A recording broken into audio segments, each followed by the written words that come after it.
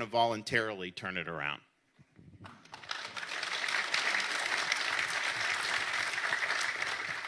Let's start with you. A question from the audience, Secretary. What do we do with the use of migrant workers? I mean, I remember when we were fighting for some of these, E-Verify, the biggest groups against us were large industries who were using immigrant workers, and yet that's also a threat to our security. What do we do? Well, yeah, I mean, obviously E-Verify should be mandatory. Right now it's voluntary in many parts of the country, so it needs to be mandatory. Look, this idea, and I keep hearing this, which is, as President Trump and Tom and others, they're going to deport the labor force, and that's going to have a devastating effect on the economy. I don't subscribe to that. As Tom has indicated, obviously they're focusing on criminals and criminal actors. So whether they work in ag, or whether they work anywhere, you want criminals out of your community, and I think that's critically important. There are legal ways to get certain groups, agricultural workers, seasonal workers, right? You got H-2A, H-2B, you got H-1B, high-skilled visas. You got a number of visa programs that are designed, they're just mismanaged. They're mismanaged, they've been abused over time, and so, again, we'll come back to Congress. Congress actually needs to do its job and actually reform the legal immigration system so that we have workers here for the economy that's built today, not an economy of 3 decades ago. And so it just doesn't work now. And so if you incentivize workers, if you incentivize employers to come into the country, get vetted, do your job, and if you're seasonal, leave, come back the next year and have it repeat over a period of time, you're going to see both migrants and others take advantage of that, but the system is just broken today. And I think if you talk to anyone that's involved in that or trying to get workers or anything else, it's absolutely broken. We need to do our best to protect American jobs at the same time. And I think that gets lost. So there's a number of things that can be done, but, and because I hear from a variety of groups, this idea that maybe we shouldn't target this group or that group because they're really critically important to the economy. Again, I don't subscribe to that. I don't think the economy is going to fall apart because Tom's deporting people. It just doesn't work that way. And so there is a way to bring in the right workforce, a skilled workforce or an unskilled workforce, to make sure that, again, we have the economy that we need because just from my perch, the United States is the strongest and has the ability to exert power internationally when we have a strong economy. Economic security is national security, so making sure that we have the right workforce, that we have the right economy here, and President Trump's focused on that, is absolutely critically important. Making sure that we get the bad people out of the country is a part of that, but making sure also that we're bringing people into the country on merit-based, right? Get rid of these diversity visa lotteries. Get rid of all this, just handing out green cards left and right. Let's bring people in that are going to contribute, that aren't going to be on welfare as they come into the country, and focus on that. And unfortunately, that is a role that Congress has to play. They're not good at it, unfortunately. And we'll see if the Trump team can actually push that conversation along because it needs to happen. Well, and so, we, when we did our E-Verify, we get reports, hey, there's all these laborers, it looks like they're going. Our guys would go, they run these H-2A visas. And so there's no limit to this, right?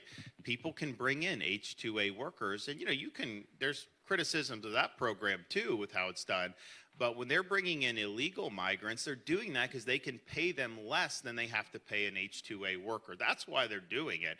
And so basically it's a business that is socializing the costs of its operation to taxpayers because you bring in someone illegally. Who pays for their health care if something goes wrong? You do. Who pays for their kids' school if they bring it? You pay for the kids' school. Who pays for the effects of traffic accidents, everything? They don't have insurance, so not them. You're going to have to bear that cost. And so it's a way to just have dirt cheap labor and then export all the associated costs with that to the general public rather than hire people legally. And you can hire these H-2A workers, but you can hire people illegally for cheaper. And that's all it boils down to, is just a desire for cheap labor. So the question is just satiating that, is that the best policy for the United States of America? at the expense of everything else that flows from that? I don't think so. And I think we've chosen to go a different way in Florida. And I also look, they said when we did E-Verify, we got big resorts, we got all this. They said, oh, you're not going to be able, to hire people or whatever. And one, that hasn't been the case in Florida. Yes, we had people that left because of those rules, but you've also been able to hire other people. And what's wrong with expecting our young people to be working part-time now? I mean, that's how it used to be when I was growing up. Why do we say we need to import foreigners, even import them illegally, when teenagers used to work at these resorts? College students should be, all this stuff. It's like you go 30, 40,000 in debt to just take loans, but you're not expected to work at all. So I think the priorities have been jumbled, and I think there's absolutely people that would be able to do. And then even these legal programs, I mean, I'm sorry, these H-1B visas, that's used to pay cheaper than Americans. That's why they bring them in. They say, oh, it's the best and the brightest. Well, 75% of H-1B visas come from one country, India. Why? Because that's where all the companies are that are in the process of brokering these visas. So it's evolved into a total scam. You've had situations in Florida where the American workers are training their H-1B replacements. So they get fired, H-1B gets less money to come in, and then they do. And the H-1B is indebted to the company. So if Microsoft brings an H-1B, that person can't just jump to Google or somewhere else. You have to stay with it. So that's another giveaway. And they're operating, at least ostensibly, within the confines of the law. But there's a notion out there that somehow people think, and a lot of elites assert, that somehow Americans just don't cut it. And I don't agree with that. And we can't agree with that if we are, in fact, the greatest country in the world. So rule of law will work. Following the Constitution will work. And I think our economy will be really, really strong as a result of that. So I agree with everything's been said. Of course, I'm not an import program, I'm in the export program, so I'll deal with the exports. But let me give you one real-life example of what happens every day across this country. And this is a true story. I put a new roof on my house, I had a storm damage. I had to call 6 different companies before I got a company to guarantee me a legal workforce. Well, father and son showed up, and he was hoping I just need a roof repair and not do a whole roof because the father and son didn't have the ability to do that. So talking to him, I said, no, I need a whole roof replaced. So I talked to him, I said, well, how long have you been in roof business? Here's what he shared with me. He employed 20 U.S. citizens to get on the roof, pay him $20, $25 an hour. But he couldn't win a contract. He went bankrupt because he couldn't win a contract. These other companies that illegal aliens are paying $7 an hour to get on the roof. So he couldn't compete. So what happened? He laid off 20 U.S. citizen employees. That happens across this country every day. No one hires an illegal alien, I truly believe, out of the goodness of their heart. They hire them because they work them harder, pay them less, and undercut their competition. So this is about American business. This is about making sure U.S. citizens stay employed. This is about keeping wages at a certain level, not decreasing wages. It's the right thing to do. And there is a way, as Chad said, to bring people in legally.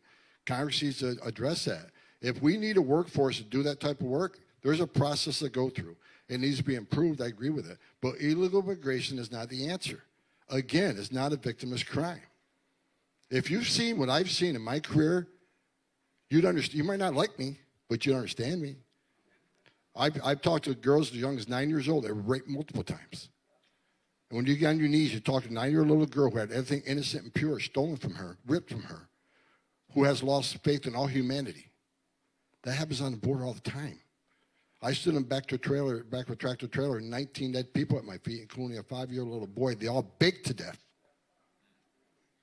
You wear my shoes and see the tragedies I've seen at the border. Secure borders, I'll say it again, secure borders save lives. Illegal immigration is not the answer. Congress needs to do some fixes, but I agree with Governor DeSantis. The rule of law is what this country is about. And if we keep pushing the rule of law, this country is even going to be greater than it is now. We got to stand by the rule of law. We got great founders of this country We need to stand by the principle of what this country is all about. People can come to this country. We're the most welcoming country in the entire world. We bring more refugees and visitors to this country through the legal process than any other country in the world. Matter of fact, almost more than all countries combined. We're the most giving country in the world. And we won't change that. But we got to have a rule of law because people are dying. Bottom line. That's why I fight as hard as I fight.